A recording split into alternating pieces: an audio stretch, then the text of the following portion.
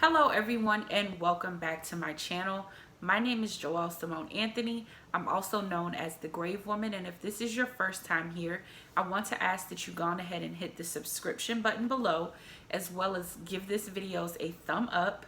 And if you find anything in this video or in any of the other content here on the channel interesting, insightful, or helpful, I ask that you please share it with at least 3 other people. I'd greatly appreciate it, and thank you in advance. So today I am answering 3 more of the funeral service related questions that you have submitted via the comment section or via email. And let's jump right in. Our first question comes from Faith Smith, and she asked, if someone has an autopsy and their organs are removed and put back and then sent to a funeral home.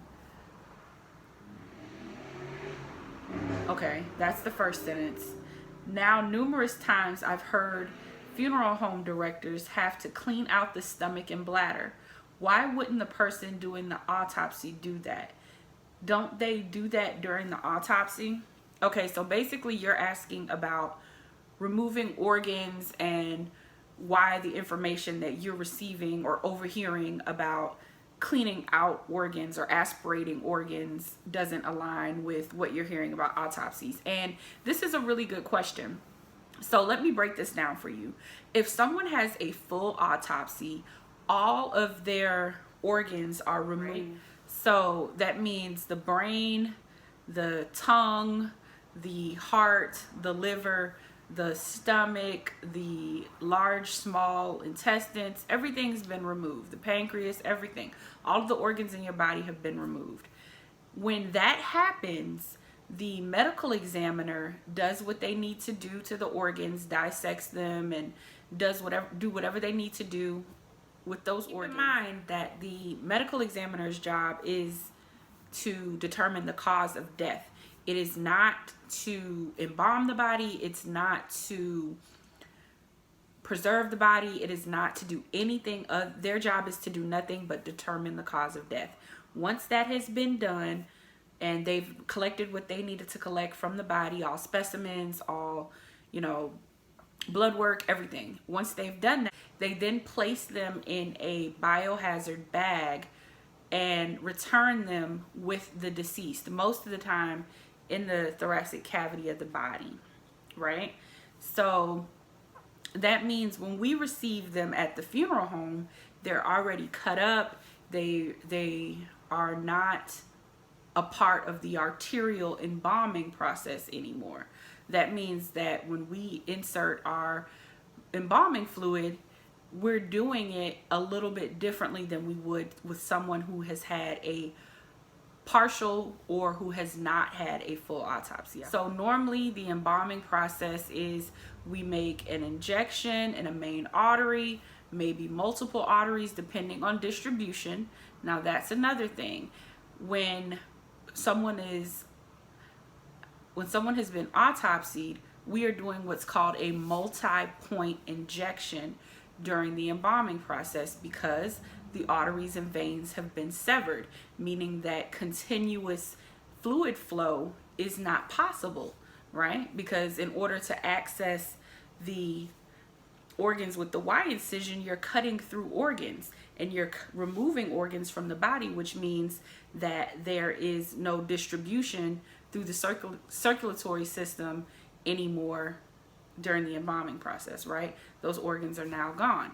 Now, during regular arterial embalming, there is a step called cavity embalming, which is described in my video, which I'll link right here. But during this process, we use what's called an aspirator to remove bodily fluids, urine, blood, and all other things from the cavity of the body with the aspirator, and then we inject a very strong embalming fluid into the body with the trocar as well, right, to ensure that everything has been embalmed. Well, when someone has had an autopsy, we do not do things that way.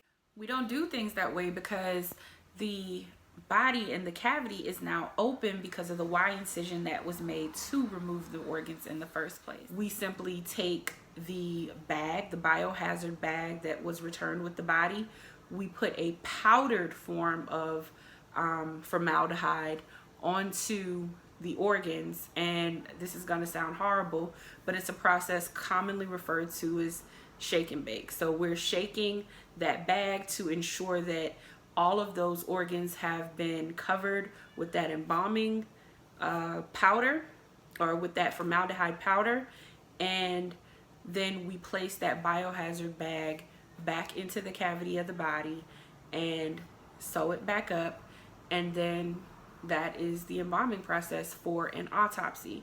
I go into more detail in the video that I linked above, but I hope this answers your question. It is not the medical examiner's job to do any type of preservation of the body if it's being returned to the funeral home. Now, there are some medical examiner's offices like here, the GBI, they do embalming, if I'm not mistaken. They have someone there that actually does embalming. There's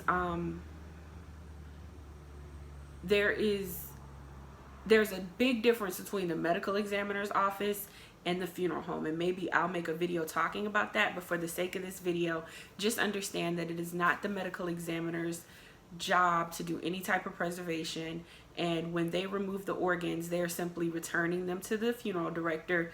We are not putting those organs back in a certain order inside of the body, and I think that may be the disconnect there. I don't know if I did a good job explaining that, but I hope it makes sense. The next question comes from Free Spirit, and she asks, where does the blood and other fluids go when you drain the body? And this is a good question. It's a question I get asked all the time. Physically, when we're draining the body, the blood runs down the table, the embalming table, which is at an angle. The embalming table most of the time is not laying straight up because then the blood couldn't go anywhere. It is angled. I don't know exactly what the angle degree is, but the table is angled and the blood flows down toward the end of the table. There's a hole at the end of the table that is connected to has a hose connected to it, and that hose sits right over a commode, basically the bottom part of your toilet with no cover and no seat, right?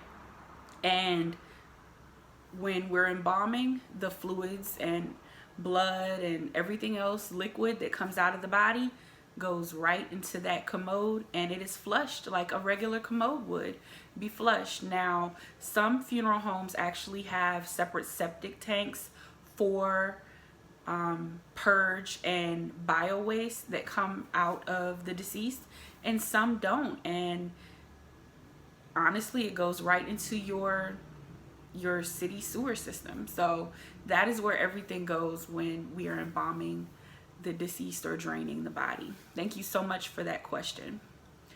The next question comes from someone who wants to remain anonymous, and the question is, how long does it take to embalm a body? Now, this is a very good question because I think there's a misconception that, you know, we can embalm a body in 30 minutes or everybody only takes 1 hour to embalm, and that is not the case. It can take anywhere between 2, I've seen, to 14 hours to embalm a body, depending on what's going on with the deceased, how many injections are needed, how many injection points are needed. And by injection points, I mean how many arteries and veins must be lifted in order to get thorough distribution. The goal of embalming is preservation, and in order to achieve preservation correctly, and in order to make sure that each and every part of the body is treated well and will not go through decomp at an accelerated rate, we have to make sure that distribution is very thorough. Like I mentioned before, with autopsies, we do most commonly what is called a 6-point injection, where there are 6 arteries and 6 veins lifted throughout the body. But there are cases that cause for multiple many more injection points. I saw one guy on social media the other day posted he did an 11 point injection, and I've never experienced that in person, but I can imagine it took a very long time because each of those injection points must be closed correctly, they must be opened correctly, closed correctly, and then distribution must be achieved. And by distribution, I mean the flow of the embalming solution through the circulatory system as well as possible. So thank you guys for your questions. You can always leave your questions below in the comment section. You can email me directly at thegravewoman@gmail.com. You can also reach out to me on social media at thegravewoman everywhere. My website is www.thegravewoman.com. Live life, love hard, and I'll talk to you guys next time.